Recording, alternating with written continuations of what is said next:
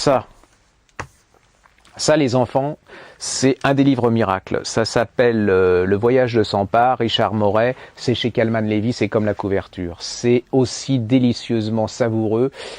C'est le bouquin, vous savez, quand on est libraire, on nous demande toujours un livre qui soit intelligent, qui soit sympa, mais qui soit pas triste, parce qu'en ce moment, je suis pas gay, et puis voilà. Ou alors, je voudrais offrir quelque chose à quelqu'un que je connais pas. Ça, vous posez pas la question, vous précipitez sur ce bouquin.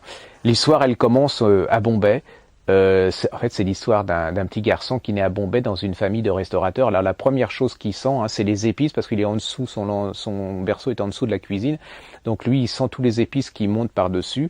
C'est une famille de restaurateurs qui vont commencer, il raconte l'histoire, c'est vraiment tout petit, et ils vont devenir un des grands restaurateurs de Bombay. Le problème, c'est qu'ils sont musulmans. Va venir la division entre Pakistan et Indiens. Eux, ils décident de rester parce qu'ils pensent qu'il y a la liberté, qu'ils sont protégés. Ils peuvent pas du tout.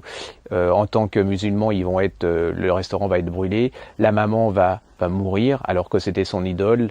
Le père décide de partir et ils vont vendre le resto. Ils vont tout vendre et ils vont se balader. Ils vont se balader à travers l'Angleterre, l'Europe. Et là va arriver une chose. Ils vont se retrouver dans un petit village périgourdin. Au Périgord, vous voyez une bande ils décident d'ouvrir un restaurant indien dans le Périgord, vous voyez le choc, et juste en face d'un resto 5 étoiles qui est tenu par une dame qui absolument une chef merveilleuse, mais qui se demande ce que viennent foutre ces hindous, ces étrangers avec leurs horribles odeurs d'épices, et qui vont quand même troubler sa cuisine. Et là, c'est le combat des chefs, les enfants. Vous avez le combat de la cuisine indienne contre la cuisine française, et vous y dites, ça va clasher, et là, il va se passer quelque chose.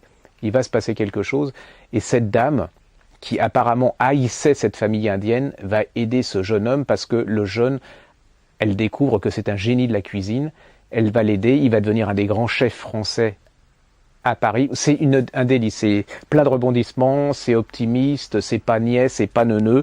J'ai adoré ce bouquin, vous en ressortez hyper content, j'ai vraiment un coup de cœur pour ce bouquin et les gens qui reviennent heureux d'avoir lu ce bouquin et viennent l'acheter à leurs amis.